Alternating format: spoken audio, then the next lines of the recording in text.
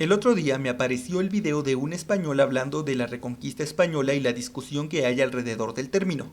Yo conocí la controversia debido a un libro llamado La Reconquista, una construcción historiográfica, siglos XVI y XIX, de Martín Ríos Saloma, publicado en 2012. Me parece además que fue su tesis de maestría. Allí demostró a través de un estudio historiográfico que el término Reconquista va de la mano de la construcción de la idea de España como Estado-nación a finales del siglo XVIII.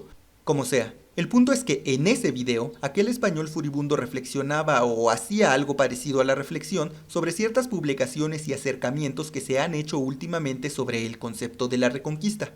Una de sus molestias era el uso demagógico y político que se le ha dado últimamente a la historia y cómo se ha permitido que gente no especializada en el campo comente libremente sobre temas sensibles a la ciencia histórica. Al margen de que la historia siempre ha sido utilizada como parte del discurso político de unos y de otros, tiene razón al quejarse sobre dicho punto. Es decir, en teoría, los historiadores y los académicos no deberían permitir que perspectivas pseudocientíficas busquen cambiar el paradigma con que se entiende la historia.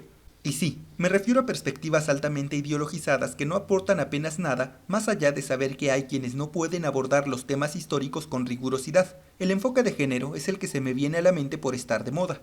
Y es que en verdad había tantas personas en la carrera que buscaban probar algo desde la perspectiva de género, algo que nada más era una creencia o fantasía, pues al momento de fundamentar sus propuestas y ante la dificultad de encontrar fuentes o algo sólido, se aburrían y cambiaban de tema, de materia o de docente. Volviendo al tema. En su video, este peninsular furibundo parece no entender el punto de la discusión académica sobre el término Reconquista, pues claramente confunde el concepto de periodo histórico con el de proceso histórico. Quizá incluso fenómeno histórico y el de término histórico sean conceptos que están difusos en su mente.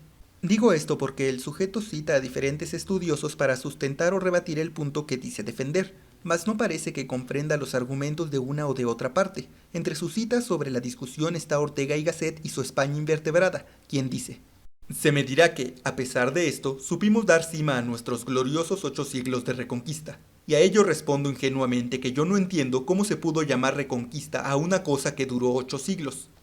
La cuestión presentada por Ortega y Gasset es de carácter epistemológico, o bueno, se está preguntando si las bases de conocimiento e interpretación con las que se está estudiando la Reconquista son las correctas o deberíamos partir de otra base interpretativa. Digo, hay que entender que el idioma es la herramienta con la que interpretamos e identificamos el mundo, por lo que el uso de la palabra exacta resulta crucial para poder explicar correctamente aquello que pretendemos estudiar, sea lo que sea que pretendemos estudiar o explicar.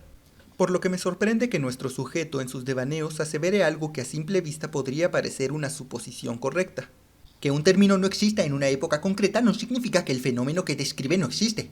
Esa reflexión estaría muy bien si el sujeto dejara en claro que la discusión del término Reconquista es algo que incumbe únicamente a la esfera académica como problema historiográfico, y que el problema, y lo que aparentemente irrita a nuestro español furibundo, es que la discusión ha trascendido lo académico, desviándose de su objetivo original y arrastrando consigo una serie de conceptos e ideas que ya nada tienen que ver con lo académico, adulterando la discusión original desposeyéndola de todo contenido real. En su defensa, quizá hizo su video cargado de ira por haber leído tonterías en los libros que compró y simplemente estaba comentando algo que le causó desagrado como quien lo comparte con sus conocidos sin haber reflexionado demasiado en ello, es decir, lo dijo improvisando y sin guión. Cosa aparte, entiendo la negativa que puede provocar la discusión del término Reconquista en los españoles de a pie. Imaginen por un momento que a los mexicanos les digan: el México actual no es descendiente directo del Imperio Mexica, sino de la Nueva España. El México actual es más parecido a la España medieval que al México prehispánico. La nación se llama actualmente México por un capricho de los criollos que independizaron la Nueva España, no por ser la continuación del Imperio de Moctezuma.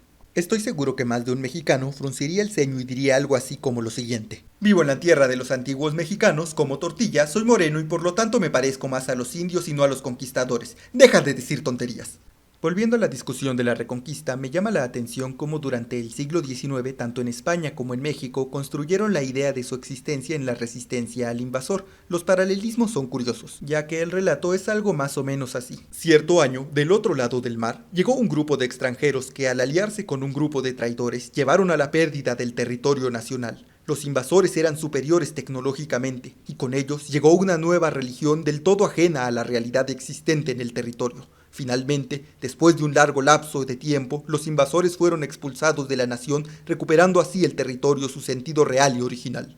Es curioso porque los españoles no son godos y los mexicanos no son aztecas. Como sea, el punto de este video solamente era compartir una serie de ideas que me vinieron a la cabeza mientras oía al español hablar sus devaneos, sin haber explicado nunca el problema real detrás de eso, y me refiero a la discusión original que es de carácter terminológico, y cómo dicha discusión degeneró al salir del ámbito académico.